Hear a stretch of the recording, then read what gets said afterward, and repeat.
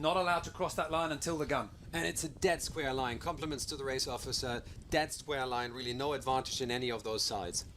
Now into those final few seconds, a little chance to try and build up your last bit of space to accelerate. This is where it's so difficult to keep control of your boat. Any second now, we're looking for the first signs of acceleration, the first chance to punch out ahead. And as the gun fires, Nick Thompson checks over his shoulder and gets a flying start down at the pin end. USA in a little bit of trouble, and he's going to have to work very hard to keep his breeze clear. Yeah, I mean, nice acceleration off the line there. These boats are relatively same speed, so you'll see the guys working super hard right out of the gun here. You see them kind of moving their shoulders back and forth, trying to work over these waves. You kind of have this smaller, chop out there that you can work through, but it's a bit of an effort. Well, look at that big surge there from Michael Beckett from Great Britain. He now has got his bow clear. It's only half a metre the advantage at the moment. Lorenzo from Great Britain on the top of your picture. Charlie Buckingham from the United States at the bottom. And right now, a typical drag race for the laser class. For sure. You don't see anybody tacking out. Maybe a few at the back there just happening, but it's... Jean-Baptiste Bernard goes for attack. He's on the right-hand side of the fleet at the moment with work to do to get out to the front. But remember, he's already got the championship in the bag. But look at this. On the left-hand side of your picture, just going out of view of the Italian, was Nick Thompson, world number 2. He's having a strong race at the moment. But now the fleet's starting to look a little bit more spread as we make our way into the final stages of this upwind leg. On the right is where the front runners are of Thompson, just getting that last moment to call starboard and forcing Pavlos Kotidas into a duck. And that's what he needs to do. He actually he has a big feat here. He's got to put, 12 points between him, which is in the medal race. That's a couple boats. You just have to. Something is going to have to go wrong. If he stays behind him, then it's all going to be fine for the Cyprus. And we've been talking a lot about the breeze this morning. We weren't too sure which way the wind was going to go. Was it going to build? Was it going to die? But right now, good conditions. Great conditions. These guys are working the boats downwind. A little bit of opportunity to plane in the laser, which means what a fun time for him. I think the breeze is up a little bit. Is that what you're seeing on the? It's actually pretty steady at the moment. We're at 14 knots. Yeah, maybe picked up a little bit. I tell you what, we've got an incredible fight out in the lead at the moment. Giovanni Kokolutu is being chased down by Filip Jurassic from Croatia, and this is turning into quite a tight race as we get to around about the halfway point. We're getting near now. They've started to split, started to work the waves a little bit more because they know just out of shot on the left-hand side, the rest of the fleet are making gains. We are seeing a little bit of a compression. Now these two decide, well, you know what? Let's not sail each other out the back. Let's work together. Yep.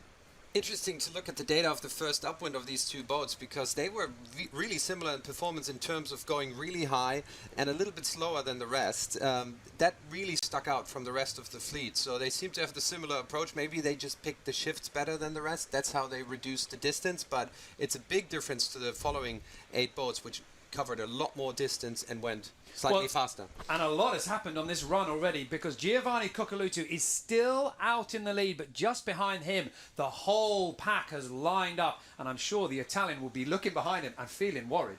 Yeah, he's starting to feel the pressure. You got to make some decisions coming into this bottom gate. You're going to go left, you're going to go right. What happened the last beat? So you start looking on top of the cake. Lighter winds now. We can see the helm starting to sit up a little bit more. Could we be seeing a little bit of a drop in the breeze? Might we see a little bit of a gear change? Very difficult for these sailors to try and pick it out. The wind has dropped. It's down to 10 knots now, so it's fluctuating between really a range of 4 to 5 knots. Very up and down. Now with the Italian, Giovanni Kokolutu, still in the lead at the moment, but he is facing a big challenge. He has got Jean-Baptiste Bernard just below him, and he has also got a challenge on the right-hand side, as you can just see. Filip Jurassic and Lorenzo from Great Britain at the top of your picture.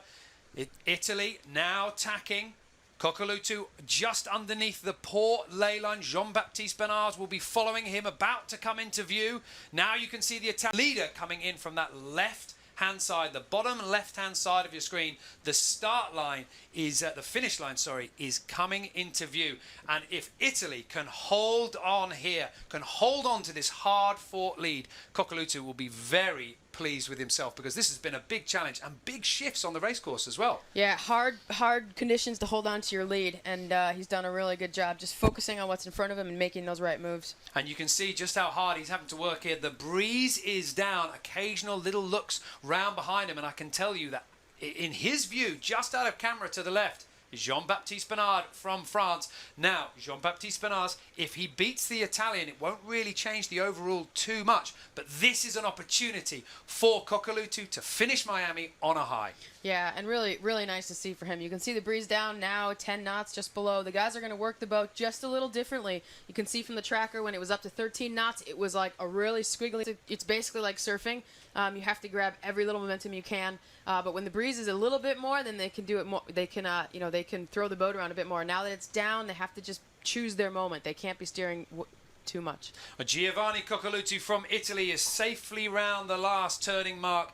Just the reach to the finish. Behind him, Jean-Baptiste Bernard in the yellow bib rounds that last mark in second place. But look at the battle for third at the moment. 5, 6 boats coming in all together. GBR on the right-hand side. It's going to be very tight, trying to find a little bit of space. This is the race leader. This is the guy that has done all the hard work. He's 25 meters into the lead. Behind him, a bit of a messy leeward mark rounding the final turning mark for these boats. Brazil being forced wide by Germany. Now the boats rack up into that final reach and coming into the finish line. How does that podium look? Yep, Nick, his spot at third is just getting challenged here by Lorenzo Giovanni. If he ends up in fifth, then he's going to take the third spot overall. Italy almost up the line. Jean-Baptiste Bernard just behind. The finish line coming into view now on the right-hand side. He's done enough, 26 meters the advantage if he can just keep himself cool, keep the boat going on this reach so difficult to overtake. Really hard. It's kind of just a straight shot, the fast point of sail for these boats, and they're kind of just, like you can see right there, going to be a parade into the finish. Well, we've just had word from the jury on the water that there has been a penalty for Filip Jurassic from Croatia with a Rule 42. Little bit of pumping potentially. Yeah, so he's just overworking the boat. Really, is what's happening. There's some rules on what you're allowed to do there. It happened on the middle of the downwind, and with an incredible performance over the last 5 days. A little bit of a well done mutual respect for these sailors.